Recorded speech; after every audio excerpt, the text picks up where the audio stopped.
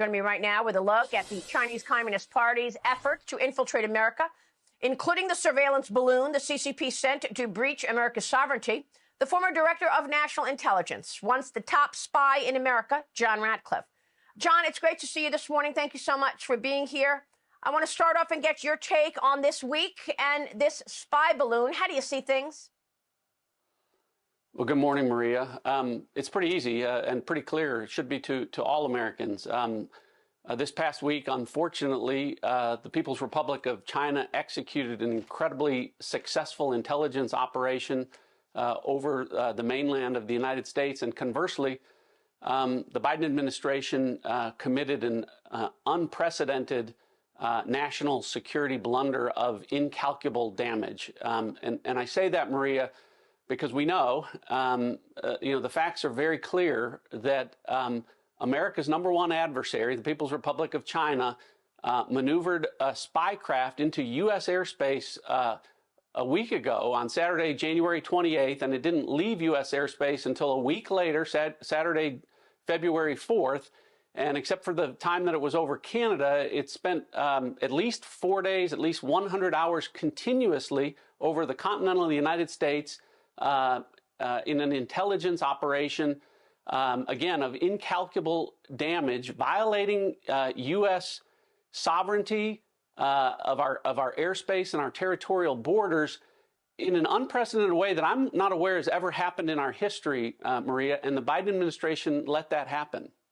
I want to ask you about that. It never happened in our history. But first, let me get your take on first China lying about what it was. They said it was a civilian airship. We both have spoken about China a long time. There's no civilian airship that can collect data, right? Right. So military civil fusion laws mean that there is no civilian airship.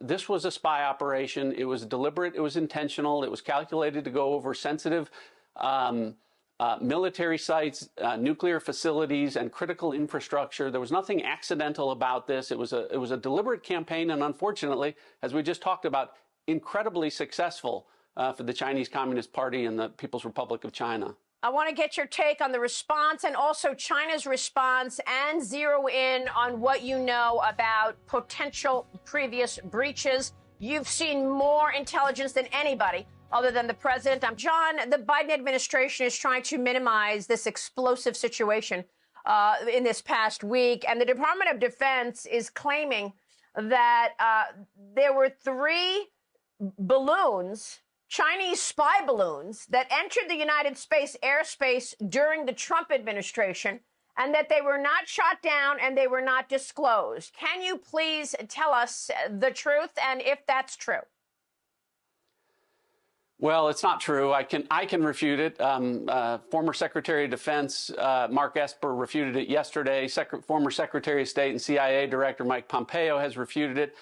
But Maria, the American people can refute it for themselves. Do you remember during the Trump administration when photographers on the ground and commercial airline pilots were talking about a spy balloon over the United States that people could look up and see even with the naked eye, and that a media that hated Donald Trump wasn't reporting? I don't remember that either, because it didn't happen. As I said to you earlier, this was unprecedented. We have never had a circumstance where an adversary has had spy craft over our country, our continental United States, posing a threat for the better part of a week straight. And that's why I said to you before, not only is it unprecedented, but the damage from this is incalculable, both from an intelligence standpoint and the possible payloads. You talked a little bit earlier about the different types of payloads that a stratospheric balloon could carry. Those possibilities are limited only by your imagination. But what we do know is none of those are possible to be deployed against the United States if a stratospheric balloon isn't allowed to traipse across our countryside for 4 straight days, something that has never happened before. But beyond that intelligence damage, Maria, the other thing is that the damage that it wasn't just 320 million Americans that were watching this balloon, paralyzed for a week. It was Russia. It was Iran. It was North Korea. It was American adversaries who also were surprised that this type of thing could happen and are frankly thrilled at the possibilities of what they could do to deploy the same type of stratospheric balloon or device over the continental mainland and have this kind of slow, weak, timid, late, frankly, terrible response by the Biden administration. Well, I want to ask you what kind of capability it has, but just to be clear, you're saying there were not 3 spy balloons from China that entered the United States airspace and traveled and was able to do what we've seen this week. Yeah, I'm telling you that. Let me ask you about the capabilities of this balloon. What do you think it was carrying, the payloads of different things? Was it drones, satellites? And was there an opportunity to drop and scatter devices that could be powered by solar energy, which would give you unlimited surveillance? Back to the CCP. So great question, Maria. A lot of people have sort of minimized the balloon as an obsolete technology. You have to ask yourself, why would the Chinese then even send obsolete technology over the United States if it wasn't going to provide anything of value, as the Biden administration has tried to tell you? Listen, the truth, without getting into anything classified, is that stratospheric balloons, because of recent technologies, can be maneuverable, can loop around, can hover, and do things that low Earth orbit satellites can't do.